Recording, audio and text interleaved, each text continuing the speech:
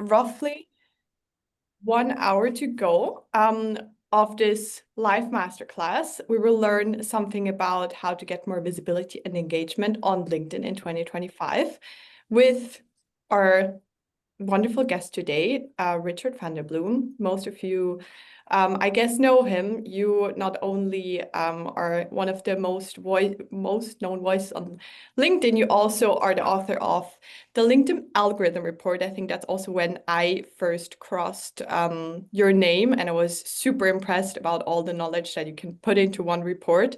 So I'm already super curious to learn about the insights of the latest report, actually, that you brought with us that you brought today.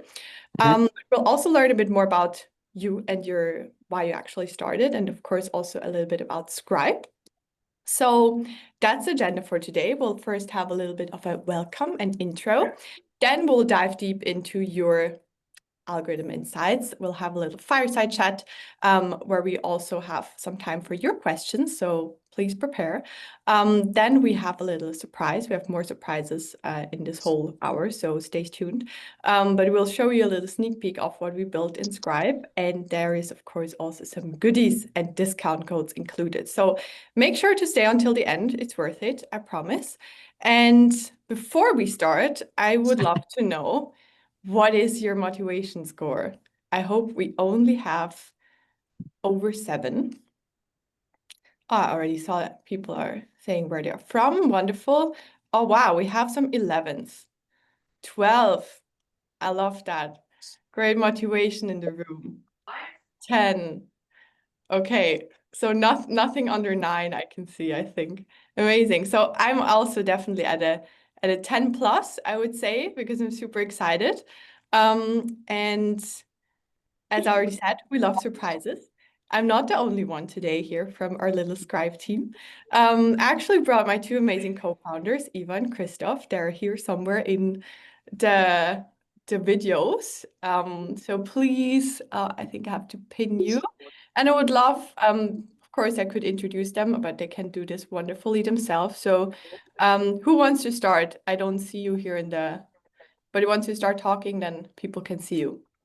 Who wants to start? Christoph will go first. Okay, let's go. Yeah, hi everyone. I'm super excited to be here. I'm Christoph, CTO and co-founder of Scribe. Yeah, I've been a software engineer for over a decade and I've built other startups before. So I love building great products, and I'm currently obsessed with building the best content creation tool on the market. And yeah, I've been posting consistently myself on LinkedIn for over a year now, using our own tool. So I'm as excited to listen to the insights from Richard as all of you are. Love that. And you're definitely more than obsessed than everyone I know, but it's always so great to also learn from you. And then, of course, we also have Eva somewhere here in the call. Where are you? Yes, there I am. There she I'm is. also super excited to be here and also super curious on all the insights. Like short about me, I'm 26. I'm originally from Tyrol. And I actually came into the marketing bubble when I was 15. There, I just started to post on Instagram, and I just started to post my personal stories. And back then, it was more advertising platform. So I think in like 3 months, I gained like 20,000 followers. And with that knowledge, I started a personal branding agency, scaled it to 20 people, but also quickly realized that there are so many cool stories out there who needs to be told. And with an agency, you cannot really scale that to like everyone out there. And that's why I'm super happy now with Scribe. We finally make it possible for everyone to tell their story, and also have a lot of fun with it. Yeah, I think that summarizes it wonderfully. And that also, I think you already said that we were both, or like I think the 3 of us, what unites us is the passion for amazing stories. And it is also what I quickly realized after I left journalism, what I like initially thought is my calling, and that I would love to be a journalist. That I quickly learned it's actually not so much about the story only itself, but who tells it.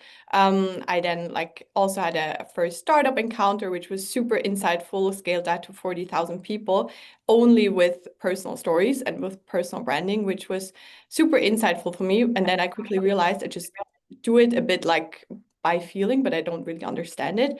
And then I learned a lot from Eva when I joined her in the agency. And now with Scribe, we actually want to make that happen for everyone. So everyone can use their voice and tell their stories in the most effortless and stress-free way. So maybe some of you here already use Scribe. Please drop it in the chat who's already a Scriber.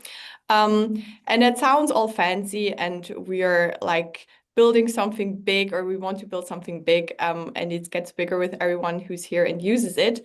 But also, just a side note, we're also just a team cringing it out sometimes and trying our best to just build something for you that you can use and want to use every day, and also feel seen and welcome in our community. So what unites us all is people trust people, not brands, and that our mission is to make a content creation tool and to make content creation itself as easy as talking to a friend. And that's why one of our close friends is here, Richard.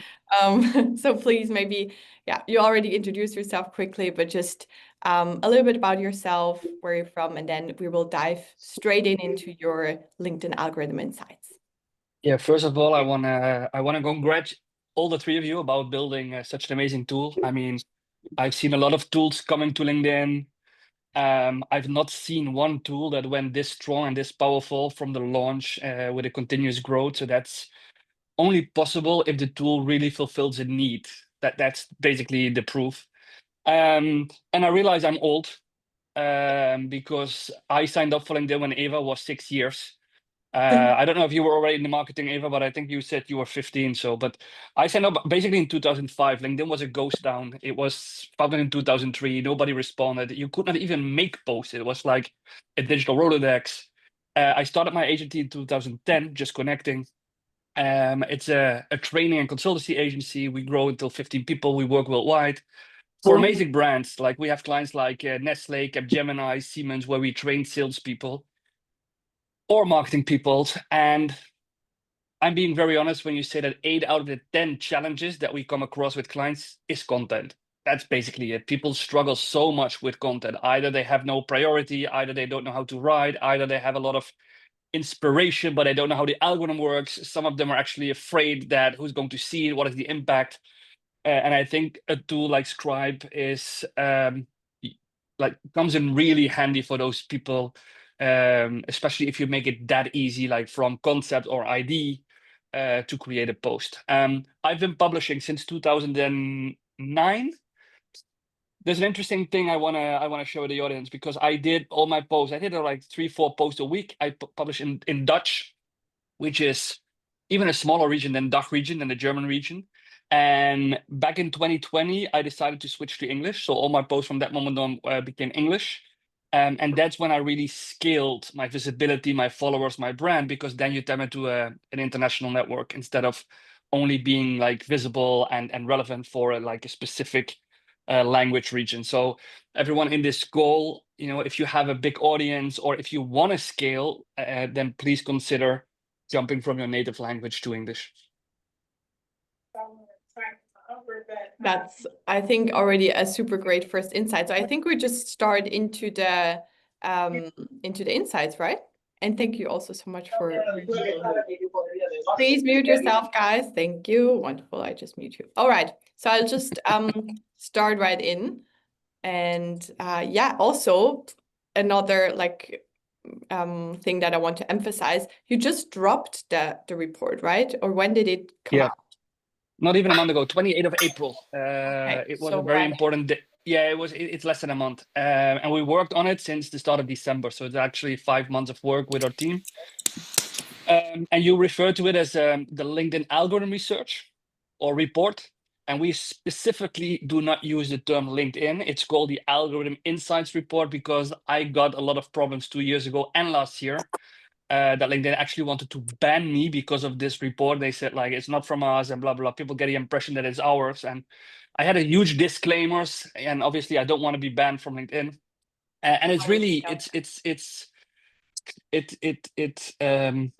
it really surprised me, because I've been such an ambassador for the platform. I've like taught so many people how to use it in a better way, how to become more active, that and this is something that sometimes frustrates me, that I would say like, hey, if you collaborate, if you help me, if you join me in whatever form, just by letting me publish it.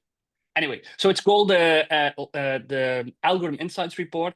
We've done it for the 5th year in a row. So it's not something that we done new. We started in 2020 and the first edition had 7 pages. Okay, it was actually more like a summer project. It got a bit over the hand. We did it again in 2021. We had 20 pages, and this year we have 250 pages, which is bizarre. My team has asked me not to do this again because it was very stressful the past 4 months with all the stats, all the data, creating not only the report in written, but also obviously in visuals. We did an amazing job. And I want to emphasize, I never advise people to write for the algorithm. I always advise people write for your human audience, but optimize for the algorithm. So all the tips we share, if your content is, sorry, shitty, and you can use whatever algorithm inside, it's still a shitty content. So first you need to write content that really resonates and is relevant for your target audience. But then if you take 3 or 4 insights of the algorithm, you can really double your impressions. You can really get much more engagement. And that's our goal.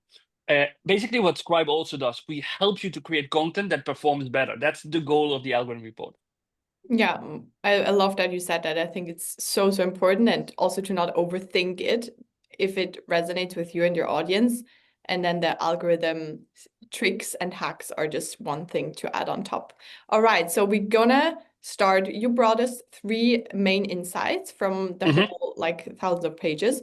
I will just start with one, and you just tell me when to flip to the next slide.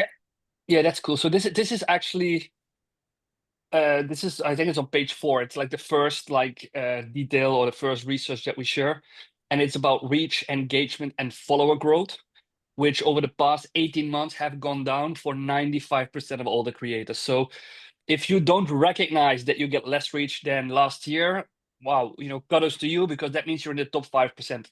For example, my reach is on 40% of last year. Okay, so I've lost 60% of reach. However, my engagement is more or less the same.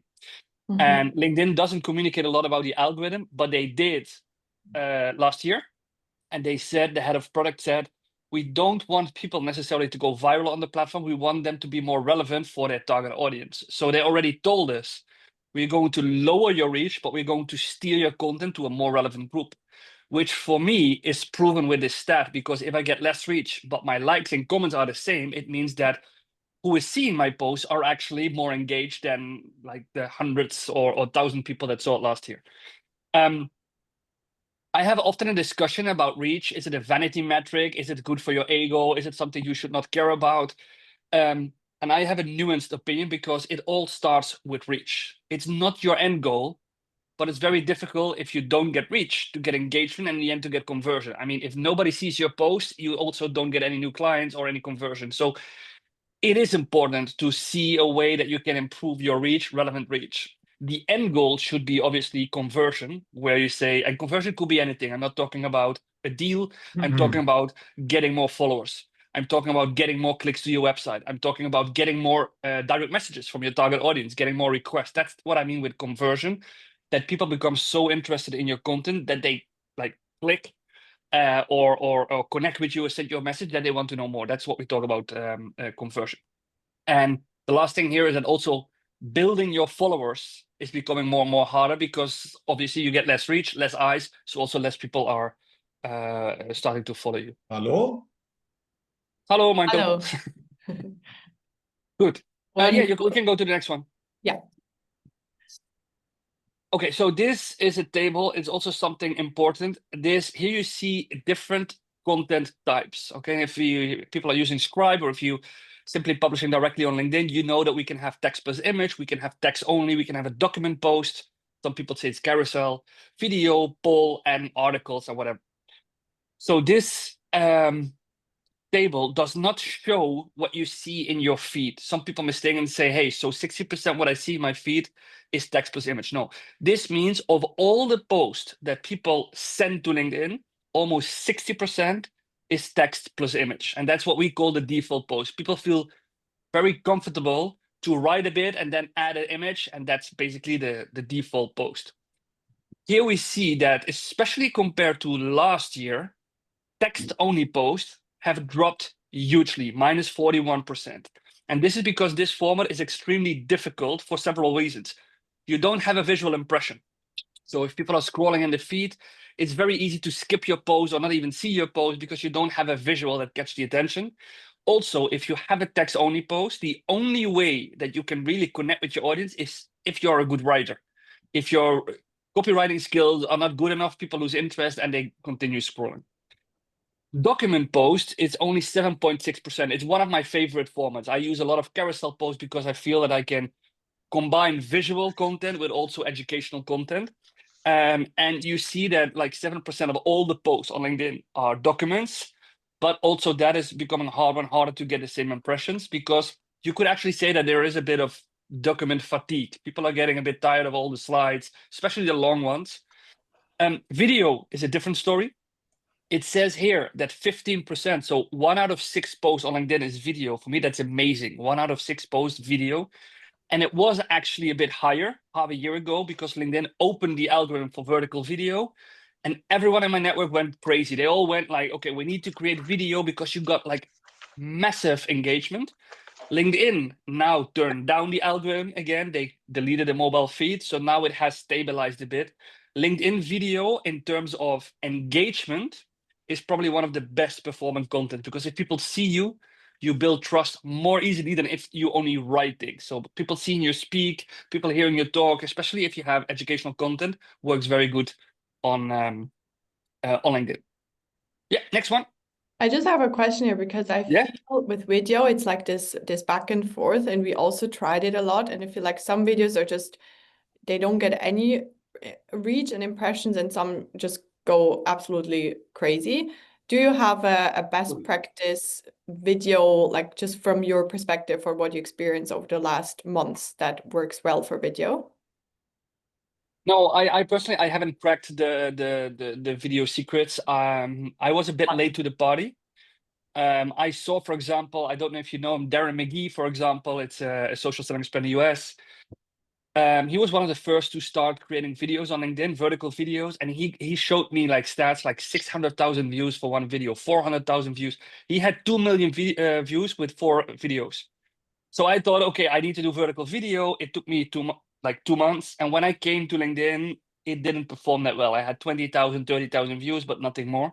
So I haven't cracked it. In the algorithm report, we've analyzed the best performing videos. They are vertical ones, so mobile fit, not the YouTube ones, not the landscape, but vertical. They are shorter than 1 minute, preferably. Okay, so don't do long videos. They have captions, so they also have some subtitle or some text to guide you to the video. And there was one thing more. And it's obviously you are the main star in the video. So there is a huge difference between videos that I take, for example, on an event and I show a stage or I show a product compared to where I speak myself directly to my target audience. Okay, that's great insights already. Like, so something that people can work on more. And I think it's also just trying out what works and what resonates for you and your audience. Amazing. Exactly. All right, then I think this is already just a summary of the last one, right? Should we go to the No, this is not a summary. This is Okay. median reach on the left, median engagement on the I see. right. So this is not the percentage of those posts, but this is how they perform. And everything that has a number above 1 means you get a push in the back from the algorithm LinkedIn. So if you look at the left, reach, document post 1.6, poll 1.99, it means that if you publish a poll, you get additional push from the LinkedIn algorithm to get more reach. And you see that posts with external links, articles, text-only posts are the less performing. And on the right, it's the same, but then for engagement. So there you see that polls, for example, will document get a lot of engagement. Mhm. It's really, really interesting. An amazing analysis. I'm sure in the report there is even more such very nice insights. So just a sneak peek. All right, so insight 3. Yeah, so what we did in the report is that we analyze all the different formats. So we have like 3 or 4, maybe 5 pages per format. And then we try to help you to really leverage a specific format. And you take the example of the text plus image post because it's like the best performing post. Can you go to the next slide, Karen? Mhm. So again, This is based on data, and we research 1.8 million posts. Okay, so it's not my data, it's not a data of a handful of people, it's 1.8 million posts. And it says, for example, that your text should be 700 to 900. If you want to write 2,000 characters, be my guest. Okay, what works for you might not work for me. If you're a good copywriter, if you really know how to stick people to your post, you can do more. But this is what we see, averages of the best performing posts. The hook is very important. Vertical images perform better than horizontal ones. Square is also good. If you add multiple pictures, for example, if you go to an event, I always advise people not to create a post and send just one picture, but upload 3 or 4 pictures, because you get literally more reach because people can click on different pictures. And then also, you see, for example, a lot of people helped by their company, they use pictures that are either branded by the company or have logos. They perform less than if you have authentic pictures shot with your own camera. Or so especially in bigger companies, be aware that the more you're trying to regulate with official branding, the less authentic it performs on LinkedIn. And then one of the last things that I want to say about text and image, images that provide me with instant, easy to digest information perform the best. So we're talking basically about infographics. That's why they are so popular at the moment. A lot of people share an infographic about one topic, and those are the posts that get a lot of saves, they get a lot of engagement. And that's also considered a text plus image post. Yeah, interesting. And I can totally relate with the authentic pictures. And I think the more real it is and the more real they feel, it performs well. Do you have a feeling or just a meaning on like GIFs and like things like funny pictures? How does that work for you, or just the things that you No, we haven't. I don't think we have data on GIFs. Maybe I'm wrong because there's so much data, but I don't think we have data on GIFs. I personally, I don't like them, but that's a personal preference. So that doesn't mean they don't work. There is, however, stats on selfies. Because a lot of people create pictures where they're standing in front of, I don't know, a building or they're whatever. So they have themselves in the picture. If this goes with a relevant post, for example, personal storytelling about an experience, LinkedIn makes the connection. But if you create a selfie because you read somewhere like selfies perform better, but the post is about, I don't know, sustainability in the energy sector, then LinkedIn will actually punish that image and give you less reach, because they go like, this is a personal picture and it doesn't match with your the content of your post. So selfies can build trust. They are very authentic, but then you need to share more personal content and not like company related content. Interesting. I love that insight, but makes also a lot of sense, and actually also more in the favor of your network.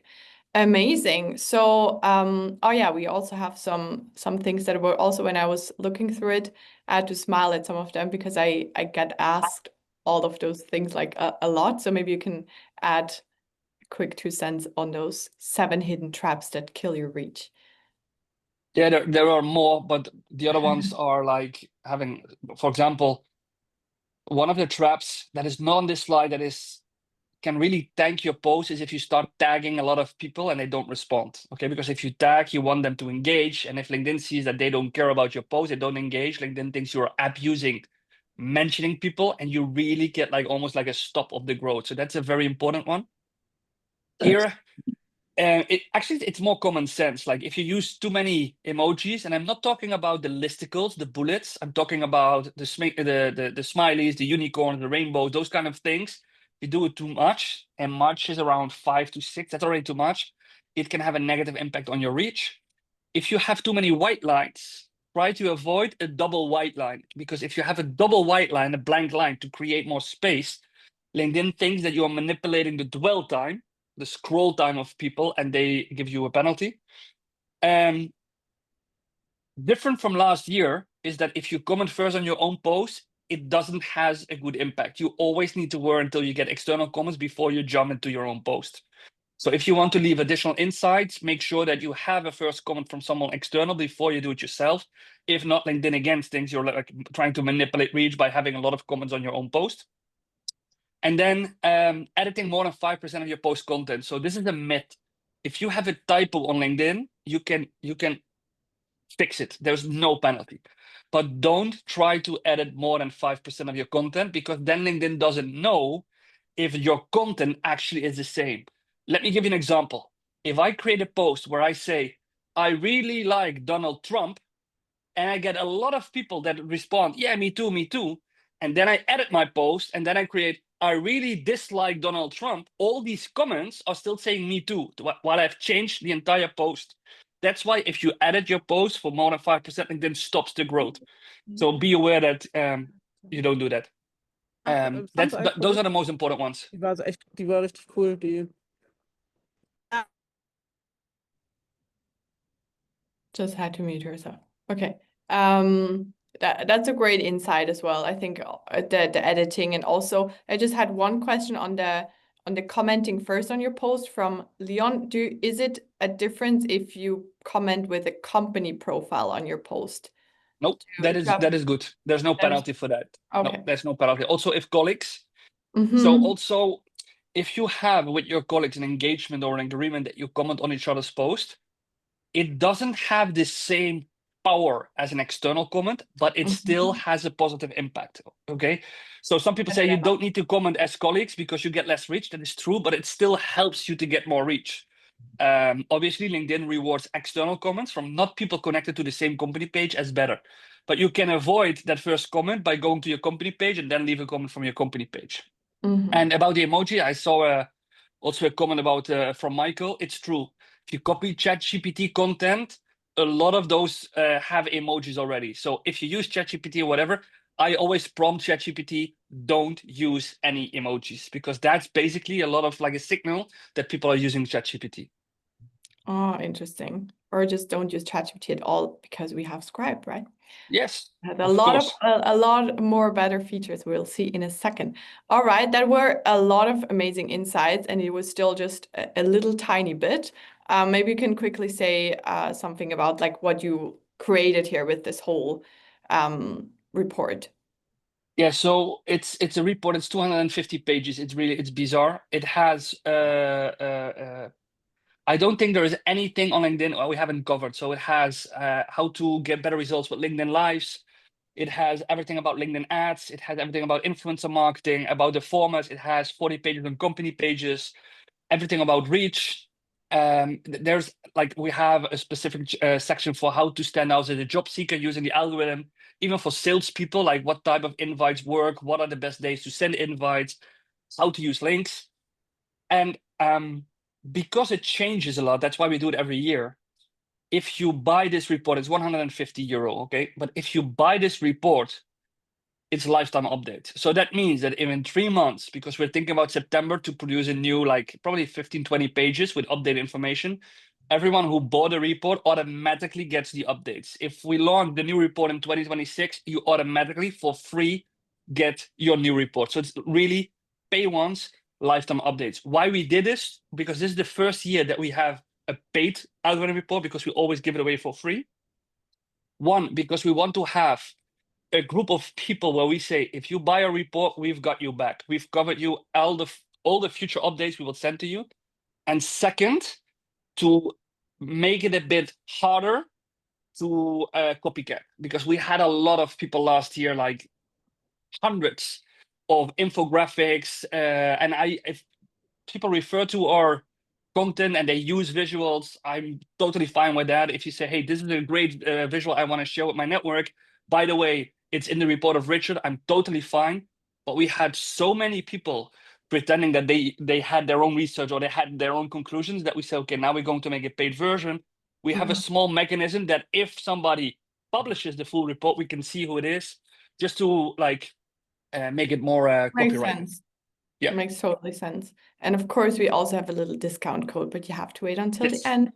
Sorry, not sorry, because we now will learn a bit more about you, also about like a bit of a more insights over time, not just of this last year.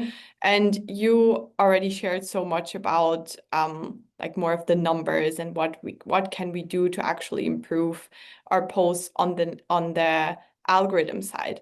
I want to know 15 years ago when you said, like when Eva was 6 years old, why did you initially start LinkedIn and what kept you going over time? Why I started LinkedIn, it was basically I had a new sales job. I've worked until I went. I became an entrepreneur back in 2010. Before that, I was born in 77, so I worked 33 years in sales. And I changed job. I had a sales training from an American sales trainer, and we were at the bar after day one. And for me, always the best part of the trainings is at the bar in the evening. And this guy said, you need to be on LinkedIn because this is going to be big. I'm talking about 2005 at the beginning. So I went to LinkedIn, I registered, I sent out invitations. And I got a lot of angry people that respond and say, what is this? Is this spam? I don't know LinkedIn. I'm not going to accept. So I actually deleted my account. And then I restarted it in November 2005 when it became a bit more popular. And then I started again. I didn't have any strategy. Then fast forward to 4 years later, 2009, I saw in my work that a lot of people don't like to sell. They don't like sales talks. They don't like to position themselves. But if they can talk about their expertise, their solutions, they feel very comfortable. So the first step to get this meeting, to book this meeting, to become visible with your target audience, a lot of people don't like to call. They don't like to do the actual sales. And I started to see that once you position yourself on LinkedIn, once you network with the right strategy, you can create a pool. And this has become so much stronger over the last years. I mean, I know a lot of people who have built their entire company on LinkedIn inbound sales. And I'm not talking about people that have LinkedIn as a service. I'm talking about coaches. I'm talking about lawyers. I'm talking a lot of people who said, I get a lot of leads via LinkedIn just by publishing the right content. So that's basically why I became more active, because I thought, hey, if I can do this, then maybe I can teach people how to position yourself with your profile, with your content, so they don't feel like they need to do sales, but they get inbound leads just by sharing their knowledge. And that's basically where I started back in 2009 and where I founded the agency in 2010. Amazing story, and lucky that you restarted it. Yeah. Who knows how it would be otherwise. And like over that time, what is something that did not change? Now we know that of course the algorithm changes, the reach changes, all the numbers change. Oh, that's What is very easy. something- Yeah, That's very easy. And I think you already mentioned in one of your slides, it's trust. Mhm. And it's easy. It has been the same over the last 15 years. And it's especially interesting now with the rise of AI and with the rise of more bot comments, more ChatGPT comments, less humanity, more bots. And we all need to realize, I see a lot of people underestimating the intelligence of their audience. They think that their audience will not know that their entire post is written by ChatGPT, and they know. And once you get the label, this person is like blasting ChatGPT content, people disconnect, not from your profile, but from your content. They stop engaging, they stop caring, so every numbers go down. So especially now with the rise of ChatGPT, I use ChatGPT, I use it in Scribe, I use like artificial intelligence to make my post better, but my draft is always mine. I always start writing my own draft, and then I optimize with hooks, with good endings. But we need to realize, without trust, nobody buys, nobody follows, nobody engages, nobody converts. They need to trust you before they become active. So that's something that will always be the same in sales, in landing a job, even in offline relationships. Without trust, there is no relationship. Absolutely agree. And I think that's also sometimes what is current, especially nowadays, with this all like where everyone can create content, people still feel, oh, now everyone can do something and I have to do it perfect.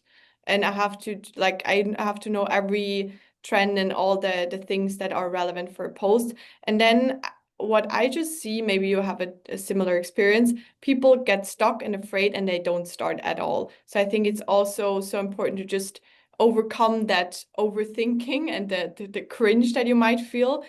What would you say to someone who is like, yeah, I want to start, but I don't know how, and is my story actually relevant enough? Like, what is the thing that you would encourage them to do then to find out what is their positioning? Yeah, so it's interesting. It's a very interesting discussion because I hear a lot of advice where people go just post, no matter what, just post. And I don't like that advice too much because it's online, you know, and it says something about your positioning. But on the other hand, you have people writing 10 drafts, sending it to 3 people, and then at the end decide not to publish it because somehow they feel it's not like what they want to publish. So we need to stop overthinking and we need to trust in the power of a network that they're going to teach us with their engagement what they like, what they think is relevant, and what resonates with them. And the best thing to teach yourself to become a better writer, get more engagement, get more followers, is just to publish posts and to have a look at the metrics, have a look at the engagement. And again, what works for you, comment might not work for me. Style, tone of voice, type of post. I strongly believe that everyone has his own style, tone of voice, but also formats. I know people who really, we've discussed it, crush it with LinkedIn video. And I know people that if you put them in front of a camera, it will never, ever become a quality post because they're just not there. So I would say, imagine that you come across on the street, you come across with a potential client and he asks you one question.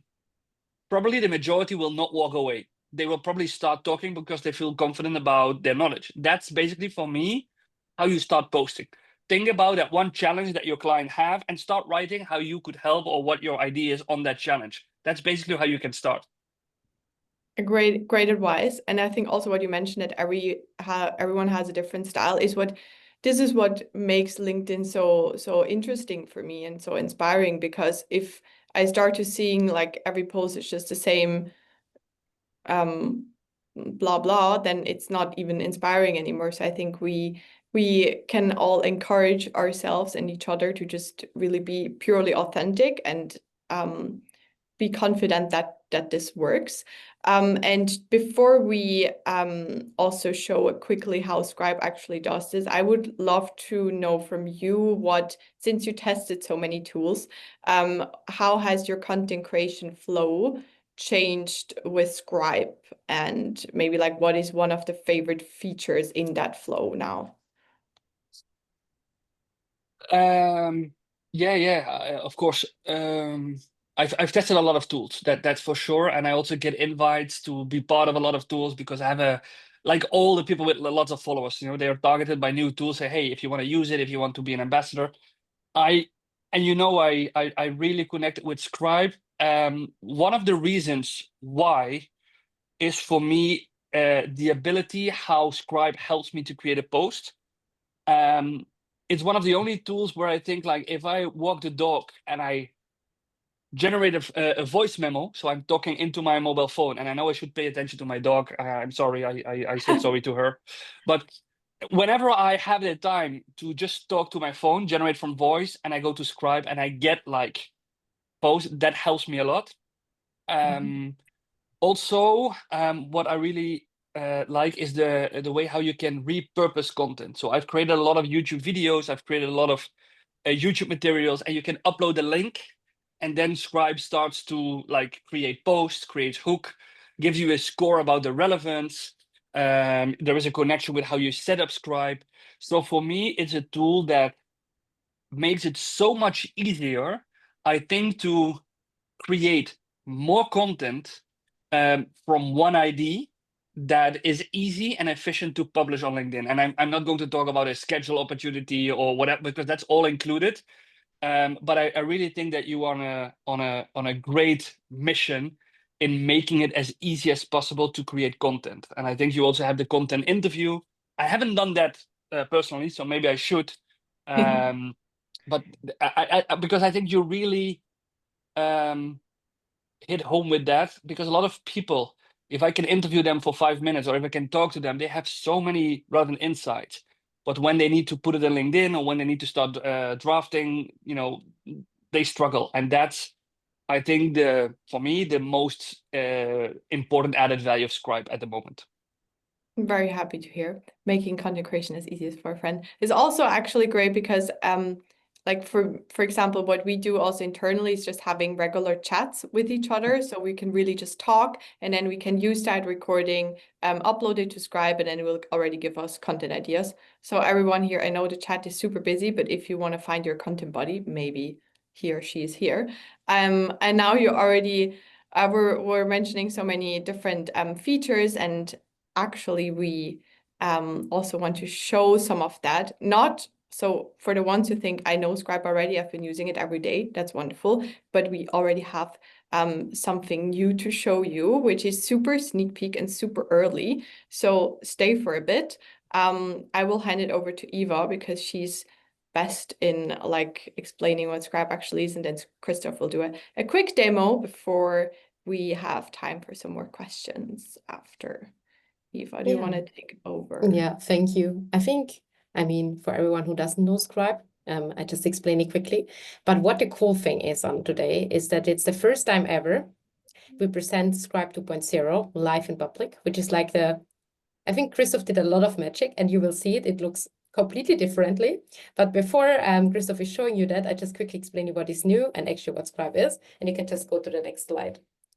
Actually, what the cool thing on Scribe is, and that's I think what we all heard, is that Scribe connects to all your knowledge because we are knowledge first tool. So we really want to know you as a person. We want to know your expertise. We want to know your story. We really want to get to know you. And that's why you can think of like Scribe just as your content strategist who just is connected to all your knowledge. And the second thing is Scribe is built on the Scribe method. So we analyzed over 1 million posts to understand in which system you actually have to post to reach your goals. So it's not just about this one post. It's always about the combination. And we really want to help people to understand what they need to do to actually also get something out of LinkedIn.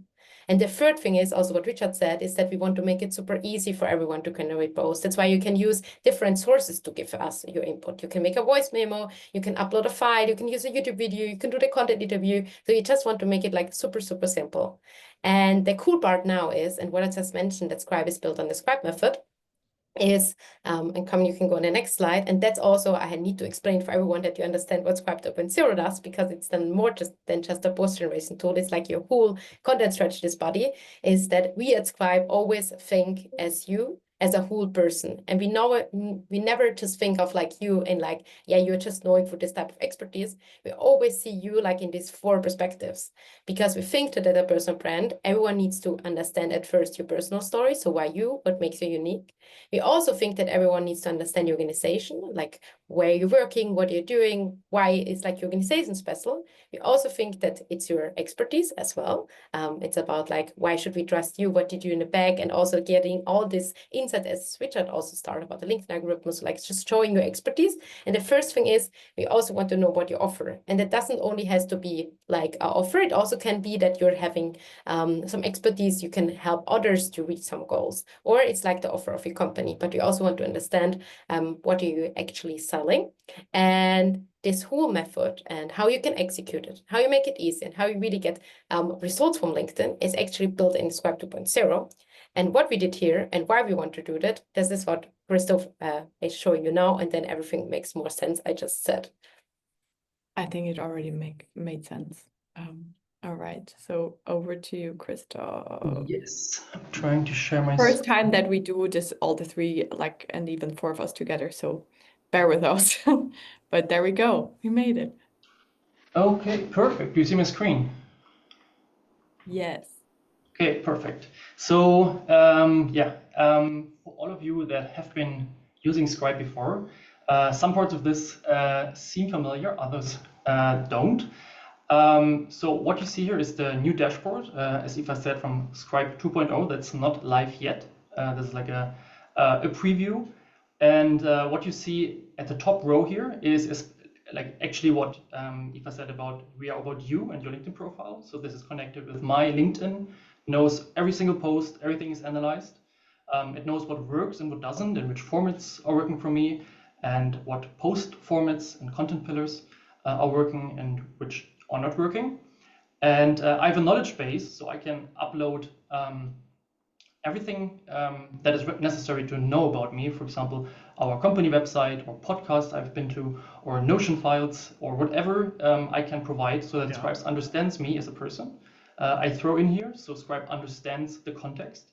And then what's completely new is our new content strategy, based on the 4 Scribe method and the 4 pillars.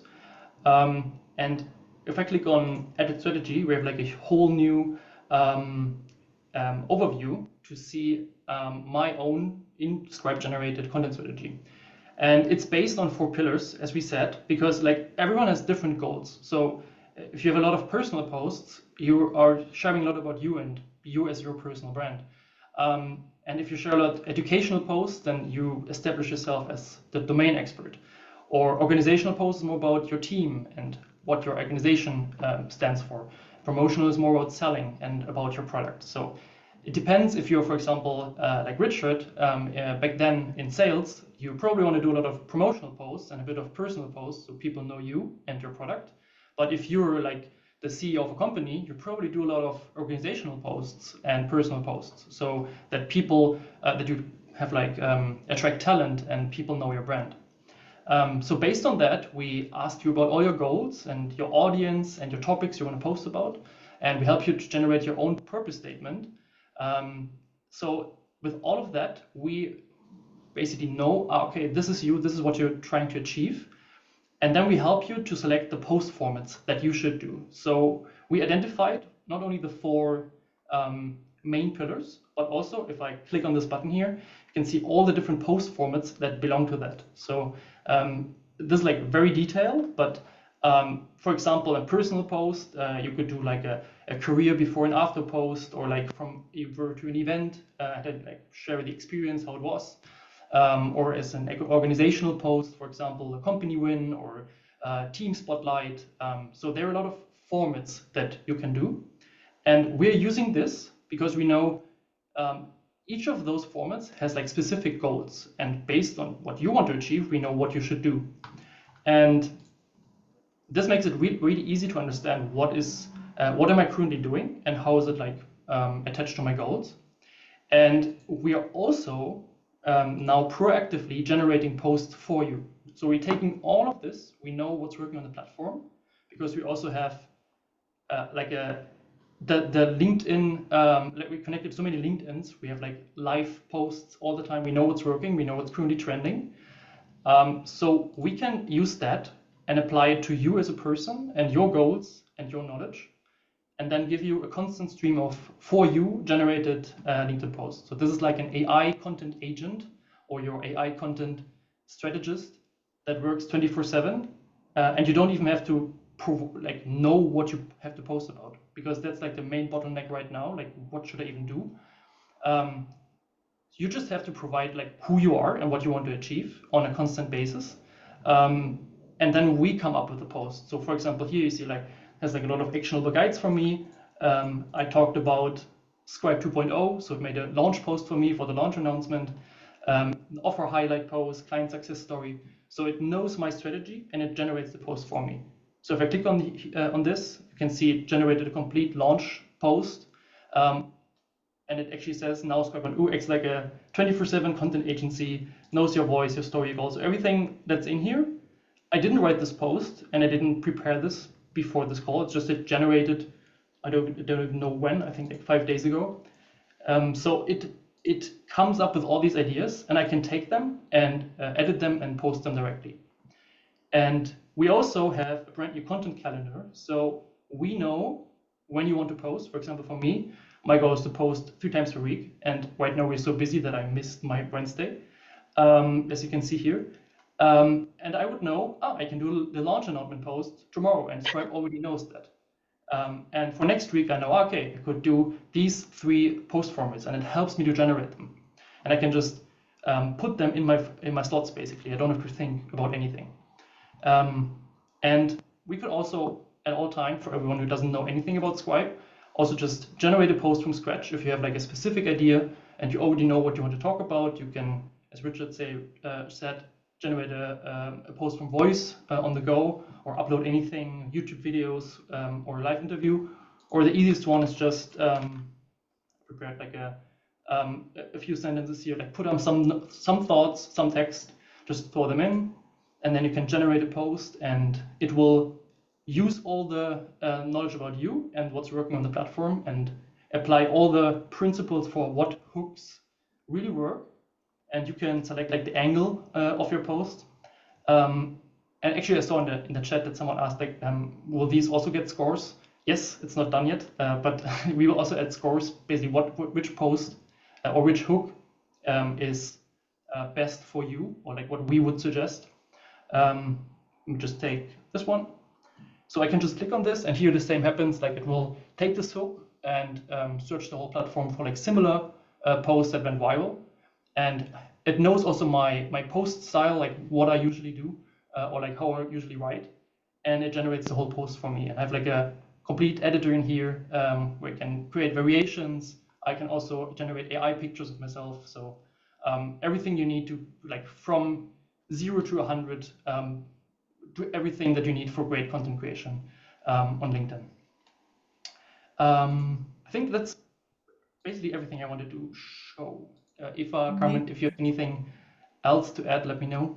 I try to catch up in the chat, but there's so many questions, and you can all soon test it. Thank you so much for the demo, Christoph. I think also one important thing here is that it only triggers the post generation if you have enough knowledge in there. So it's all coming from your brain or your brain dump, and think of Scribe as a second brain, and then it will trigger the post, because I saw some similar questions there.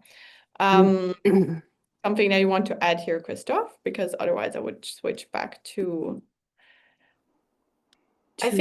I just think it's like you saw the excitement of Christoph of all this new stuff. And I It's think also for existing amazing. Scribe users, he just changed so much. And it's the first time ever he also shows it to like everyone live. And I just also want to like applaud Christoph for actually building that all in like 1 month. And That's that great. just was my ad. Yeah. Yeah, it's really, I think also we didn't know what he's building in the background sometimes, but then it was just there, and then it's like the magic that is just created.